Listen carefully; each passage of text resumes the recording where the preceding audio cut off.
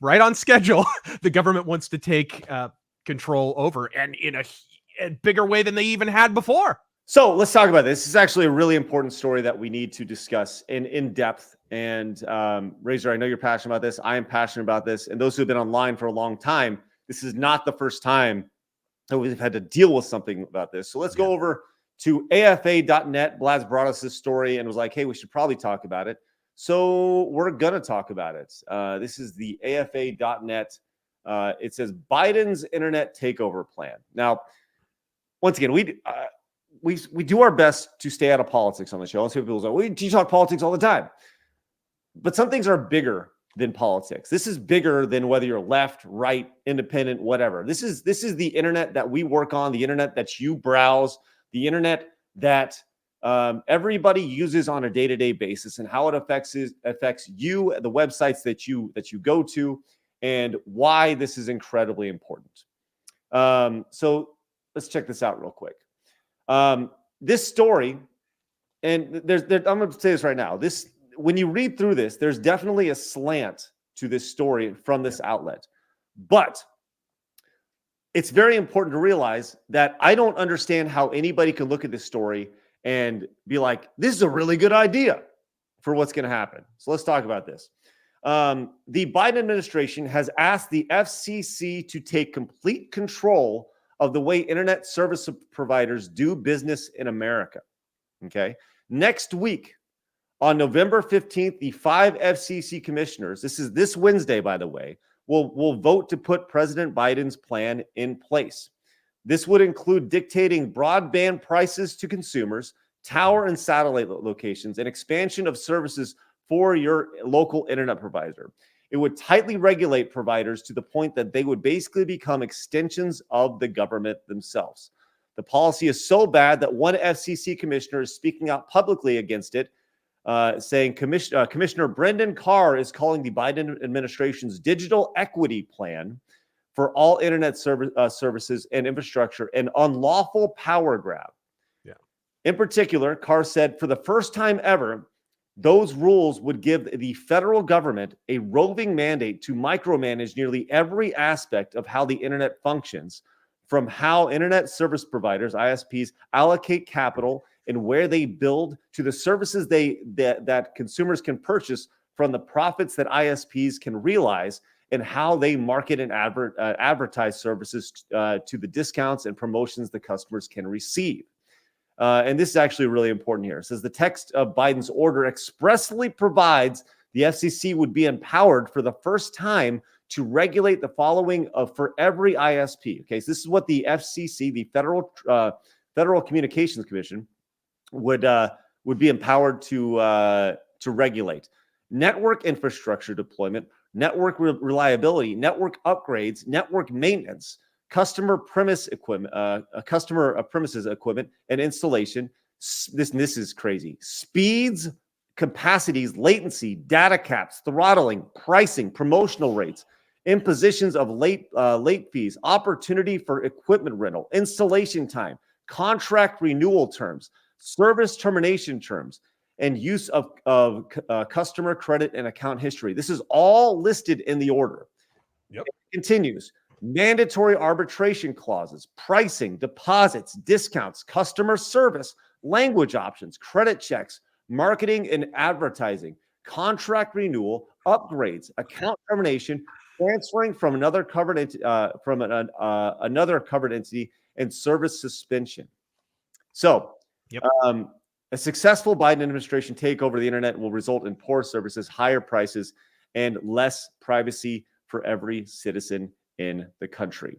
So this is a very big thing that is happening on Wednesday. Razor, I know you're very passionate about this. Yeah. So this is really the second go around on the same idea. Toward the tail end of the Obama administration, they extended Title II protection to the internet and made a huge deal out of it. They weren't able to extend it and basically mutate it. The original plan really was to do this at the tail end of the Obama administration. I think because of the term or whatever, it wound up lapsing at the beginning of the Trump term instead. And that's when we heard the net neutrality spurg fit on social media. And folks, that was a bunch of bullshit. That was, look, if the Patriot Act wasn't patriotic and the Affordable Care Act wasn't affordable, three guesses what the Net Neutrality Act wasn't going to fucking be. It was essentially, it would have facilitated exactly what we're talking about. In fact, Biden's actual order or the leaked plan of it is actually mentions Title II a shitload of times. I made a video at the time called Not Neutrality. I took a lot of shit for it, which usually means that it's going to be future-proofed in the future, that video is actually going to stand the test of time. There was a video that was making the rounds, kicking up a spurg fit on Reddit, on social media, everywhere by someone whose name may or may not rhyme with PSA Sitch. It was utter fucking retardation. It's aged terribly. My video was basically more or less a direct rebuttal to it. Mine's aged well. His looks like fucking stupidity. And look, I think we're hip to the fact that Biden isn't in control of his own bowels, let alone his own administration. This net neutrality nonsense was pushed toward the end of the Obama administration and again at the beginning of the Trump administration. And it really is about one wing of the party having wanted to regulate the internet for the better part of 20 plus years, right? There's two wings to the Democratic Party, just like there's different wings to the Republican Party. Obama, Clinton, Biden wing, monoparty, whatever you want to call it, who are admittedly at odds at times, but they're more or less consolidated at present. And then you have the Bernie AOC, the Socialismo wing. It's crucial for people to know. Actually, I have a quote pulled up here. It is crucial to know that the Clinton wing has wanted sweeping federal regulation of the internet since at least 98, when the Drudge Report dropped the Lewinsky story, right? Sank their party's chances for nearly a damn decade. And Clinton, around that time, Hillary Clinton, mind you, was interviewed at the time, and she said, I don't, and I'm quote here, I don't have any clue about what we're going to do legally, regulatorily, technologically. I don't have a clue, but I do think we always have to keep competing interests in balance. I'm a big pro-balance person, unless, of course, she's ascending some stairs. That's why I love the founders. Checks and balances, accountable power. Anytime an individual or an institution or invention leaps so far out ahead of that balance and throws a system, whatever it might be, political, economic, technological, out of balance, you've got a problem, because then it can lead to the oppression of people's rights. It can lead to the manipulation of information. It can lead to all kinds of bad outcomes, which we've seen historically. So we're going to have to deal with that. And I hope a lot of smart people are going to. That was Hillary Clinton in like 1998, right around the time of the Lewinsky. So this has kind of been in the pipeline with that wing of the party, the Biden, Clinton, Obama wing of the party, for a long fucking time. And the net neutrality shit from 2017 and then even a few years before that was really the latest iteration of this. And now that Biden is in power, it's not surprising to anyone who's been paying attention that this is being pushed up the hill once again. So I go back to actually 2011 when there's been a lot of threats to the way the internet has functioned over the last 10, 20 years, right? The idea of free internet and free information being passed around. You see people, the term misinformation gets thrown around. It's not valuable information. It doesn't come from the source that needs to be a verified source, a verified news outlet, whatever. But I go back to like 2011 with, do you remember SOPA, the Stop Online Piracy Act? Yeah. Okay, so SOPA was something that, once again, this goes far beyond politics for me. Yeah, this is everyone who logs into the internet. This applies to you. Right. SOPA was proposed by a Republican in 2011 to expand the ability of U.S. law enforcement to combat online copyright infringement and online trafficking in counterfeit goods. On the surface, you go, oh, okay, that makes sense, right? But as you dig into it deeper, as with all these bills, there's more nefarious things going on.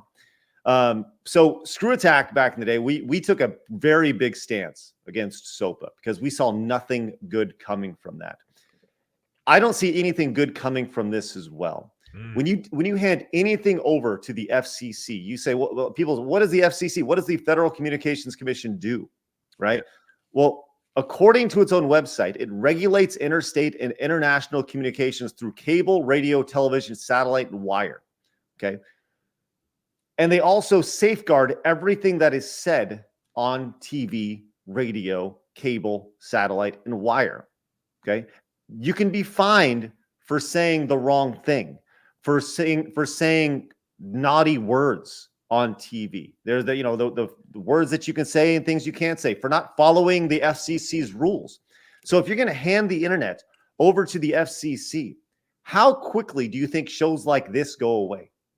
How quickly do shows that don't follow the rules, that say, hey, free speech is a good thing, you being able to say horrible things is fine, because ultimately the shit that you spew will be filtered out, because at the end of the day, people will realize that it's dog shit, right? You have to allow people the opportunity to say dog shit for you to know that it's dog shit. And nothing, absolutely nothing good can come from this. And nobody is talking about this. This will change, not just like this will destroy the internet as you know it, specifically in the United States. Nothing positive can come from this. Yeah, absolutely. It came back to that Title II protection thing. It was an attempt to turn it, basically the internet, into kind of a public utility. And of course, it's hilarious because it shines a light on how unconstitutional some of the federal regulations of our public utilities are as well. But it doesn't really matter, right? We've already kind of extended that sort of draconian bureaucracy. And so now we're going to extend that now to the internet. It's ridiculous. We called it, they found a way to sell it to the public, right, when they actually needed the public to support it back in 2015, 2016. Now they're not even bothering because they have the levers of power, right? So they're just going straight for power. But what you're going to see here is what was alluded to in that article is you're going to see price fixing, which always ends well. Like mandatory government imposed price fixing is even included on that list. You're going to see all kinds of stuff like that. And that's not going to be good for anyone who even wants to connect to the internet, right? It's actually going to result. They'll say things like, we want to regulate the availability. We want to make the internet more available. And of course, it's going to make the internet less available to a lot of people, especially in areas where you might not even have very good coverage right now, right? It's actually going to, the quality of your service is going to plummet drastically. God, it's just across the board. Again, I made a video called Not Neutrality years ago. It's crazy. It wound up being prophetic. You know, Kratos Ogredos over on Rumble says, I think this is partially in response to Elon's Twitter takeover, since the government sees that as a massive loss of control. They're trying to take control at the source. Too bad Elon has his own internet. I don't know if it's a response to that, but I do think that this could potentially speed things up, I guess. It's to prevent something like that from happening on any other platform. Because Elon has made noise about taking over YouTube. Things like that, right? They don't want that to happen. We're trying to look at how algorithmic and informational suppression works to suppress narratives, many of which have now been proven factual about certain things that may have happened in 2020, 2021, right? That YouTube still suppresses videos relating to that subject. Dude, that's a massive win for them, narratively speaking. So they don't want to lose that. So yeah, it makes perfect sense. What is I guess if something like this happens, make no mistake, this is kind of irreversible. It's definitely the dam breaking, the internet dam breaking of. Even if it was reversible, I mean, what's more permanent than a temporary government program? Right. When is the government ever taking control of anything and then giving it back? Actually, it's ironic. This is one of the rare cases where that actually happened. That's why this is happening, is because Title II protection was allowed to lapse. The FCC surrendered control of the internet back to the public, and everyone was mad about it, which was just, in 2017, I was just looking around like, what is wrong with you people? You're mad about this? You're mad about that? And now right as rain, right on schedule, the government wants to take control over, and in a bigger way than they even had before. So obviously the best thing you can do about this is talk about it and be loud about it. You can send an email to the FCC commissioners. You can contact your officials in Washington. Ultimately, I'm jaded in that I don't think that does a whole lot, but I think the best thing you can do is just be loud and obnoxious about it, because this is happening on Wednesday. This vote that could potentially change the internet. I hadn't heard anything about this. I work online on a day-to-day basis. I hadn't heard anything about this. They buried No, this. yeah, this is absolutely buried. So you can't find anything about this on any major quote unquote news outlet.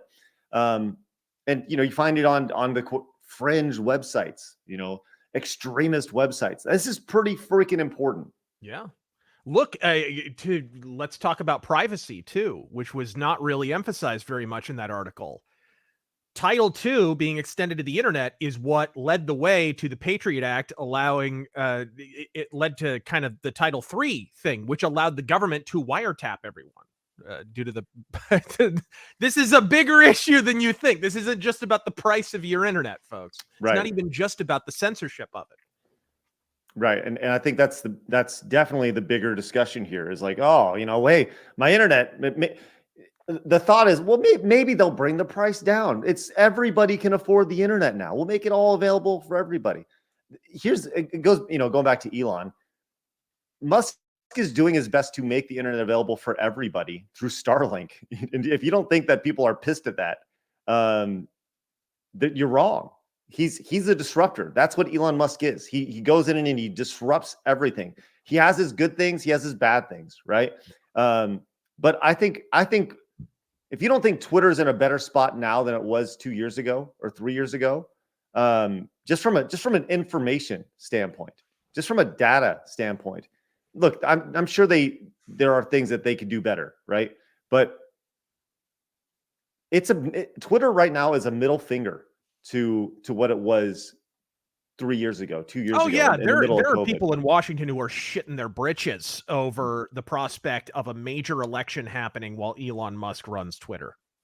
That scares them shitless, because Twitter, the advent of the WikiLeaks, the DNC leaks, and all of that had a lot to do with the result of the 2016 election. It didn't sway it necessarily across the board, but for a lot of people, it definitely had an effect, right? They do not want to head into 2024 in a major election with one of the largest propaganda outlets they had for the last several election cycles in someone else's hands. Right. And when you look at the data, there's been data that show that had the laptop information not been suppressed on Twitter, that literally, could have changed things. I'm not saying it would have, but it could have. Well, the way our system works, people think, oh, could it really have given them millions more votes? Well, it doesn't really have to. It needs to give them thousands more votes in key places, because of that. That's how the electoral college system works. It was certain districts in certain states going for one guy or another one that wound up deciding who got the electoral votes. So yes, it absolutely did impact the election and absolutely could have changed it. I'll say this, like I said, this is important. So do us a favor, spread this clip around online, let people know this is happening. And, from a YouTube perspective, comment, let us know your thoughts about these things, hit the thumbs up button, and help I'm talking about from a clip perspective. This will be clipped out later. Just let people know this is happening, because this is really, really important. It doesn't just affect this show. It affects all the shows. It doesn't affect, your buddy down the street. It affects you. Every single person in the United States will be affected by this if you have a phone in your pocket, or if you're looking at any sort of anything online, anything, which everybody is. But what do you think about this? Leave us a comment down below. We read every single one of them. Also, make sure you hit the subscribe button, because you have found your home for common sense in the gaming and entertainment worlds.